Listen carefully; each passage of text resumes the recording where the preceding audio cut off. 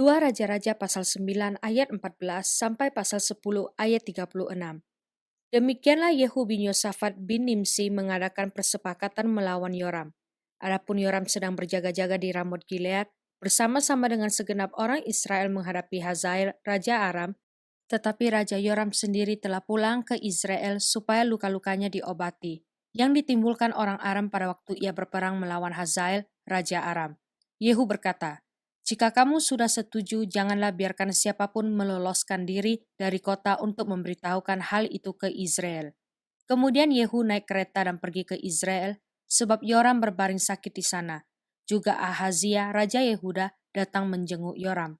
Ketika penjaga yang sedang berdiri di atas menara di Israel melihat pasukan Yehu datang, berserulah ia, "Ada kulihat suatu pasukan." Berkatalah Yoram, "Ambillah seorang penunggang kuda, suruhlah ia menemui mereka serta menanyakan apakah ini kabar damai."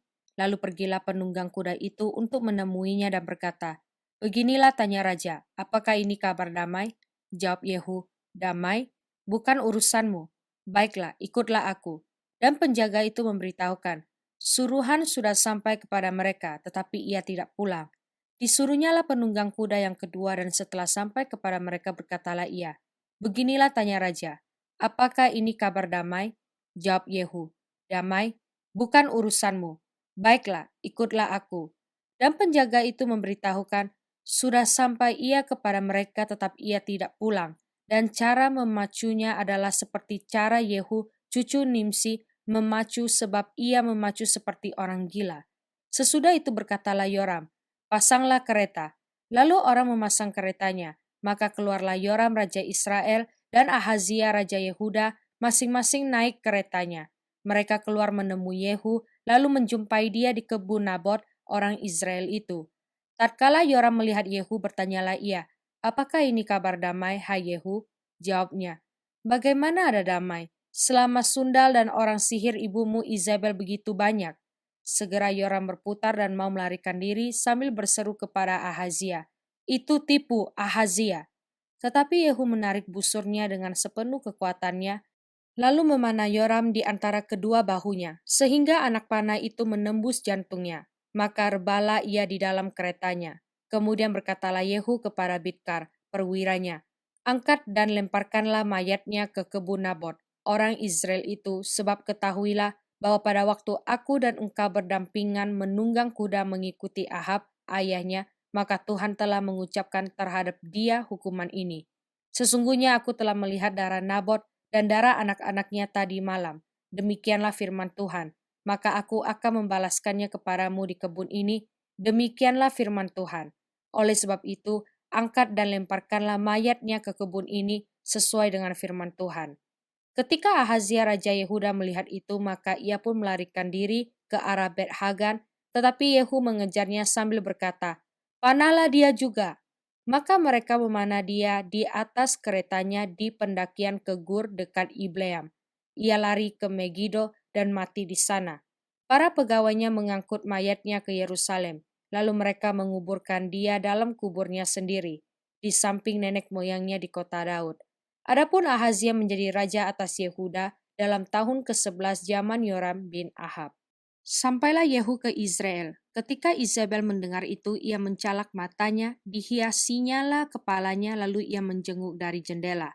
Pada waktu Yehu masuk pintu gerbang, berserulah Izabel, "Bagaimana selamatkah Zimri, pembunuh tuannya itu?"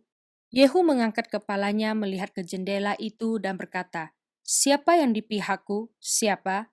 Dan ketika 2-3 orang pegawai istana menjenguk kepadanya, ia berseru, "Jatuhkanlah dia." Mereka menjatuhkan dia sehingga darahnya memercik ke dinding dan ke kuda. Mayatnya pun terinjak-injak. Yehu masuk ke dalam lalu makan dan minum. Kemudian ia berkata, "Baiklah, urus mayat orang yang terkutuk itu dan kuburkanlah dia, sebab ia memang anak raja."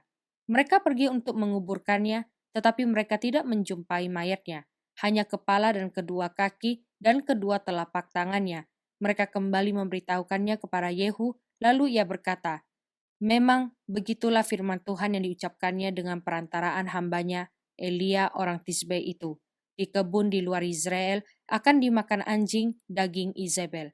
Maka mayat Izabel akan terhampar di kebun di luar Israel seperti pupuk di ladang, sehingga tidak ada orang yang dapat berkata, inilah Izebel. Ahab mempunyai 70 orang anak laki-laki di Samaria. Yehu menulis surat dan mengirimnya ke Samaria, kepada pembesar kota itu, kepada para tua-tua dan kepada para pengasuh anak-anak Ahab. Bunyinya, sekarang segera sesudah surat ini sampai kepadamu, kamu yang mempunyai anak-anak tuanmu di bawah pengawasanmu, lagi pula mempunyai kereta dan kuda dan kota yang berkubu serta senjata, maka pilihlah seorang yang terbaik dan yang paling tepat dari antara anak-anak tuanmu. Lalu dudukkanlah dia di atas tata ayahnya, kemudian berperanglah membela keluarga tuanmu. Tetapi mereka sangat takut dan berkata, sedangkan kedua raja itu tidak dapat bertahan menghadapinya. Bagaimana mungkin kita ini dapat bertahan? Sebab itu kepala istana dan kepala kota, juga para tua-tua dan para pengasuh mengirim pesan kepada Yehu bunyinya, kami ini hamba-hambamu, dan segala yang kau katakan kepada kami akan kami lakukan. Kami tidak hendak mengangkat seseorang menjadi raja. Lakukanlah apa yang baik menurut pemandanganmu. Kemudian Yehu menulis surat untuk kedua kalinya kepada mereka bunyinya, jika kamu memihak kepadaku dan mau menurut perkataanku, ambillah kepala anak-anak tuanmu dan datanglah kepadaku besok kira-kira waktu ini ke Israel. Adapun ke-70 anak raja itu tinggal bersama-sama orang-orang besar di kota itu yang mendidik mereka. Tatkala surat itu sampai kepada mereka, mereka mengambil anak-anak raja itu, menyembeli ke-70 orang itu, menaruh kepala orang-orang itu ke dalam keranjang, dan mengirimkan semuanya kepada Yehu di Israel. Ketika suruhan datang memberitahukan kepadanya, telah dibawa orang kepala anak-anak raja itu. Berkatalah Yehu, susunlah semuanya menjadi 2 timbunan di depan pintu gerbang sampai pagi. Pada paginya keluarlah Yehu, berdirilah ia, lalu berkata kepada segenap orang banyak, kamu ini tidak bersalah.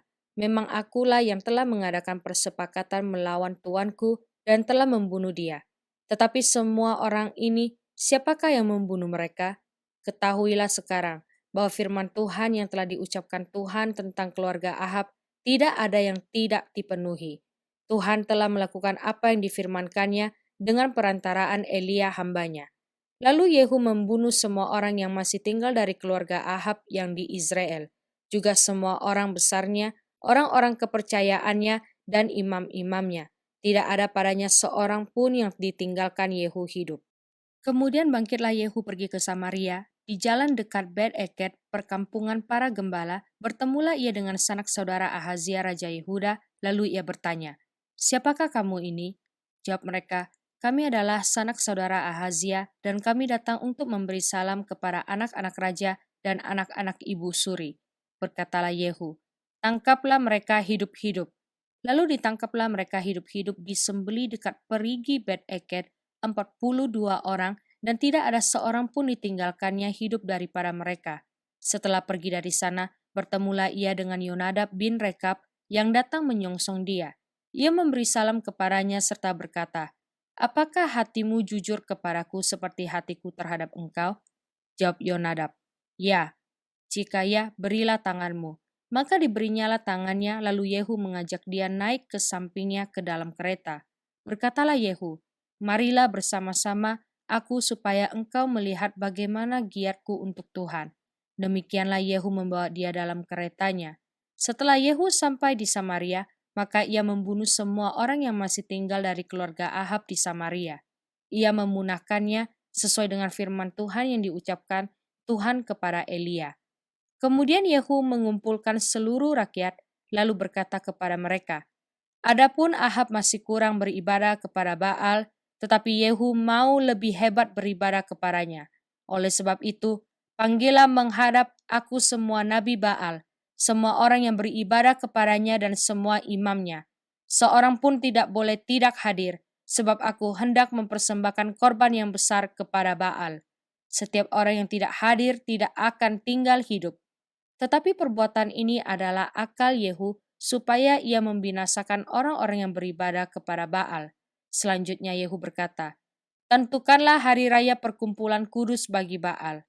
Lalu mereka memaklumkannya, Yehu mengirim orang ke seluruh Israel. Maka datanglah seluruh orang yang beribadah kepada Baal, tidak seorang pun yang ketinggalan. Lalu masuklah semuanya ke dalam rumah Baal. sehingga rumah itu penuh sesak dari ujung ke ujung. Kemudian berkatalah Yehu kepada orang yang mengepalai gudang pakaian, "Keluarkanlah pakaian untuk setiap orang yang beribadah kepada Baal." Maka dikeluarkannyalah pakaian bagi mereka. Sesudah itu masuklah Yehu dan Yonadab bin Rekab ke dalam rumah Baal. Lalu berkatalah ia kepada orang-orang penyembah Baal di situ, "Periksalah dan lihatlah supaya jangan ada di antara kamu di sini seorang pun dari hamba-hamba Tuhan, melainkan hanya orang-orang yang beribadah kepada Baal." Lalu masuklah mereka untuk mempersembahkan korban sembelihan dan korban bakaran. Adapun Yehu telah menempatkan 80 orang di luar dan telah berkata, "Siapa yang membiarkan lolos seorang pun dari orang-orang yang kuserahkan ke dalam tanganmu, nyawanya lah ganti nyawa orang itu." Setelah Yehu selesai mempersembahkan korban bakaran, berkatalah ia kepada bentara-bentara dan kepada perwira-perwira, "Masuklah, bunuhlah mereka, seorang pun tidak boleh lolos." Maka dibunuhlah mereka dengan mata pedang, lalu mayatnya dibuang. Kemudian masuklah bentara-bentara dan perwira-perwira itu ke gedung rumah Baal. Mereka mengeluarkan tiang berhala rumah Baal itu, lalu dibakar. Mereka merobohkan tugu berhala Baal itu, merobohkan juga rumah Baal, dan membuatnya menjadi jamban. Begitulah sampai hari ini. Demikianlah Yehu memunahkan Baal dari Israel. Hanya Yehu tidak menjauh dari dosa-dosa Yerobeam bin Nebat yang mengakibatkan orang Israel berdosa pula, yakni dosa penyembahan anak-anak lembu emas yang di Betel dan yang di Dan. Berfirmanlah Tuhan kepada Yehu, "Oleh karena engkau telah berbuat baik dengan melakukan apa yang benar di mataku dan telah berbuat kepada keluarga Ahab tepat seperti yang dikehendaki hatiku, maka anak-anakmu akan duduk di atas tata Israel sampai keturunan yang keempat." Tetapi Yehu tidak tetap hidup menurut hukum Tuhan Allah Israel dengan segenap hatinya. Ia tidak menjauh dari dosa-dosa Yerobeam yang mengakibatkan orang Israel berdosa pula. Pada zaman itu mulailah Tuhan menggunting daerah Israel, sebab Hazael mengalahkan mereka di seluruh daerah Israel, di sebelah timur sungai Yordan, dengan merebut seluruh tanah Gilead, tanah orang Gad, orang Ruben, dan orang Manasye, mulai dari Aroer yang di tepi sungai Arnon, baik Gilead maupun Basan. Selebihnya dari riwayat Yehu dan segala yang dilakukannya dan segala kepalawanannya, bukankah semuanya itu tertulis dalam kitab sejarah raja-raja Israel? Kemudian Yehu mendapat perhentian bersama-sama dengan nenek moyangnya, dan ia dikuburkan di Samaria, maka Yoahas anaknya menjadi raja menggantikan dia. Adapun lamanya Yehu menjadi raja atas Israel di Samaria adalah 28 tahun. Mazmur pasal 78 ayat 1 sampai ayat 8. Nyanyian pengajaran Asaf.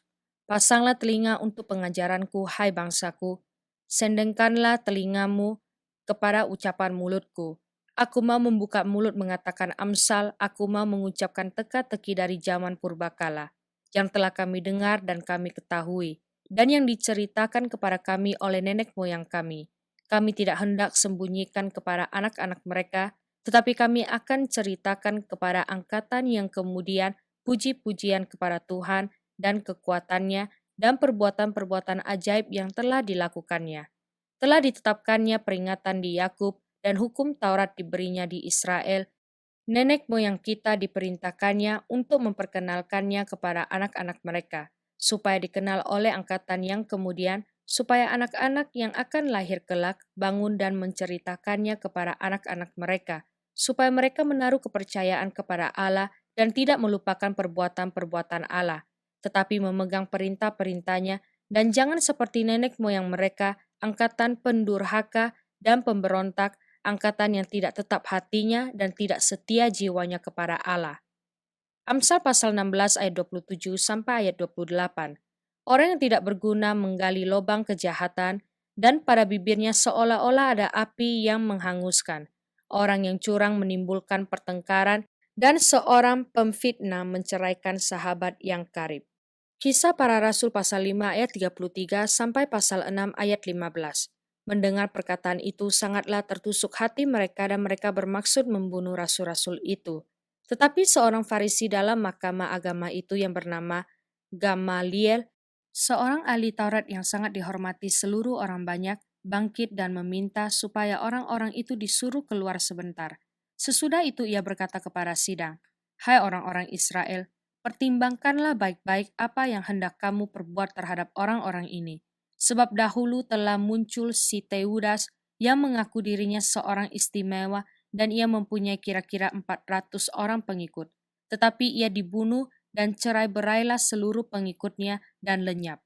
Sesudah dia pada waktu pendaftaran penduduk, muncullah si Yudas, seorang Galilea. Ia menyeret banyak orang dalam pemberontakannya, tetapi ia juga tewas dan cerai-berailah seluruh pengikutnya. Karena itu aku berkata kepadamu, janganlah bertindak terhadap orang-orang ini. Biarkanlah mereka, sebab jika maksud dan perbuatan mereka berasal dari manusia, tentu akan lenyap. Tetapi kalau berasal dari Allah, kamu tidak akan dapat melenyapkan orang-orang ini.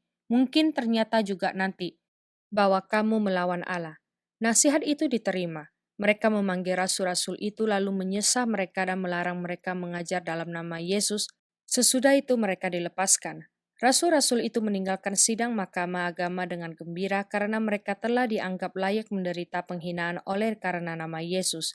Dan setiap hari mereka melanjutkan pengajaran mereka di bait Allah dan di rumah-rumah orang dan memberitakan Injil tentang Yesus yang adalah Mesias. Pada masa itu ketika jumlah murid makin bertambah, timbullah sungut-sungut di antara orang-orang Yahudi yang berbahasa Yunani terhadap orang-orang Ibrani, karena pembagian kepada janda-janda mereka diabaikan dalam pelayanan sehari-hari. Berhubung dengan itu, ke-12 rasul itu memanggil semua murid berkumpul dan berkata, kami tidak merasa puas karena kami melalaikan firman Allah untuk melayani meja. Karena itu, saudara-saudara, pilihlah 7 orang dari antaramu yang terkenal baik dan yang penuh roh dan hikmat, supaya kami mengangkat mereka untuk tugas itu, dan supaya kami sendiri dapat memusatkan pikiran dalam doa dan pelayanan firman. Usul itu diterima baik oleh seluruh jemaat. Lalu mereka memilih Stefanus, seorang yang penuh iman dan Roh Kudus, dan Filipus, Prokorus, Nikanor, Timon, Parmenas, dan Nikolaus, seorang penganut agama Yahudi dari Antioquia. Mereka itu dihadapkan kepada rasul-rasul, lalu rasul-rasul itu pun berdoa dan meletakkan tangan di atas mereka. Firman Allah makin tersebar dan jumlah murid di Yerusalem makin bertambah banyak. Juga sejumlah besar imam menyerahkan diri dan percaya. Dan Stefanus yang penuh dengan karunia dan kuasa mengadakan mujizat-mujizat dan tanda-tanda di antara orang banyak. Tetapi tampillah beberapa orang dari jemaat Yahudi yang disebut jemaat orang Libertini. Anggota-anggota jemaat itu adalah orang-orang dari Kirene dan dari Alexandria bersama dengan beberapa orang Yahudi dari Kilikia dan dari Asia. Orang-orang itu bersoal jawab dengan Stefanus, tetapi mereka tidak sanggup melawan hikmatnya dan roh yang mendorong dia berbicara. Lalu mereka menghasut beberapa orang untuk mengatakan, kami telah mendengar dia mengucapkan kata-kata hujat terhadap Musa dan Allah. Dengan jalan demikian mereka mengadakan suatu gerakan di antara orang banyak serta tua-tua dan ahli-ahli Taurat. Mereka menyergap Stefanus, menyeretnya dan membawanya ke hadapan mahkamah agama.